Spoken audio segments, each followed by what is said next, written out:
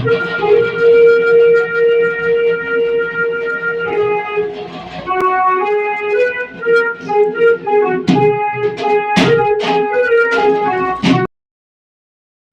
বন্ধুরা, কেমন আছো? এসে গেলাম আরেকটা নতুন ভিডিও নিয়ে তোমাদের কাছে। তো আজকে হলো মা বিপদনাশিনী মার পূজা।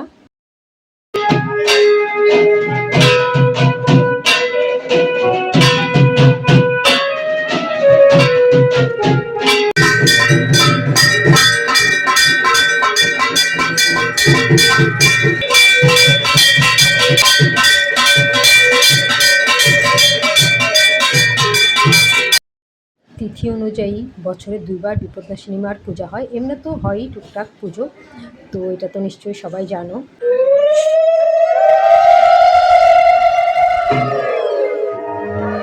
আজকে হলো দ্বিতীয় বিপদনাশিনী মার পূজা, যেটা আমার ননাসের ঘরে হয়। এটা অনেক আগের কথা, শুনেছি বিপদনাশিনী মা এখানে মূর্তি নিজের থেকে স্থাপিত হয়েছে, কিছু একটা হয়েছে ব্যাপার। তো এখানে মানে এটা বারোয়ারি পূজা, ওনার ঘর হলে কী হবে, এটা বারোয়ারি পূজা। তো এইবার আমার মানে পুজোতে যেতে একটু দেরি হয়ে গেছে, যার জন্য সব হুলস্থুলুস লেগে গেছে আমার।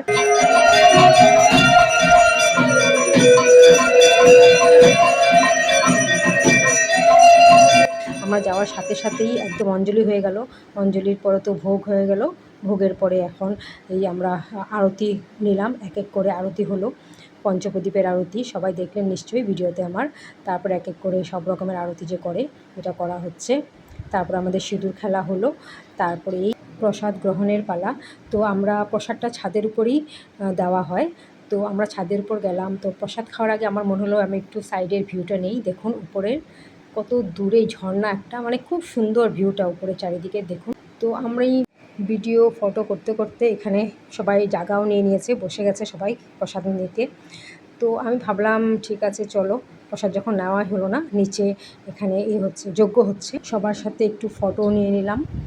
আর এই যে চারিদিকের ন্যাচারাল ভিউটাও নিয়ে নিলাম। এখানে আমরা বছরে একবারই অনেকের সাথে আমাদের পরিচয় হয়। তো এখানে এই যে পিছনে আমার বান্ধবী তো রায়না আছেই, এটা ও আমার সাথে থাকেই। আমরা দুজনেই যাই কোথাও, ভালো লাগে আমাদের দুজনের, মানে একজন একজনের সাথে সময় কাটানো খুব ভালো লাগে। তো এই যে আমার পিছনে আছে, তো আমরা বছরে একবার দেখা হয় আমাদের, আমরা গিয়ে অপেক্ষা থাকি। আরেকজন আছে, আগে নিশ্চয়ই দেখেছেন আমার ভিডিওতে, আমি তখন বলতে ভুলে গেছি। মানে আমরা থাকি, অপেক্ষা করি যে হ্যাঁ ওরা আসবে, জানি পুজোতে আসবে। তো সবার সাথে দেখা হলো। এখন এই দেখুন সামনে সবাই বসে গেছে প্রসাদ নেওয়ার জন্য। তো আমি ভাবলাম যখন প্রসাদ নেওয়াই হচ্ছে না, আমি নিচে চলে যাই, নিচে যজ্ঞ হচ্ছে। তো আমি চলে গেলাম নিচে। এই যে দেখুন এখানে বিপদনাশিনী মার পুজোর যজ্ঞ হচ্ছে। প্রচণ্ড গরম, জানেনই এখন তো গরম ওয়েদার, প্রচণ্ড গরম। তাও তার মধ্যেই সবাই মিলে পুজোটা সুন্দর মতো করা, এটা মায়ের আশীর্বাদ, সব সুন্দর মতো হয়েই যায়। একটু কষ্ট হয় কিন্তু হয়ে যায় সুন্দর মতনই সব, আর ভালোও লাগে। যজ্ঞ হওয়ার পর আমি প্রসাদ নিয়ে ঘরে চলে গেলাম, পূজা শেষ করে এসে গেলাম ঘরে। এবার সুন্দর মতো পূজাটা হলো, প্রত্যেকবারই সুন্দর মতো হয়। তো বিপদনাশিনী পূজা আমাদের সুন্দর মতোই কাটলো। সবাইকে বিপদনাশিনী মা সুন্দর মানে বিপদ থেকে রক্ষা করুক, সবার মঙ্গল কামনা করি। চলুন, নমস্কার।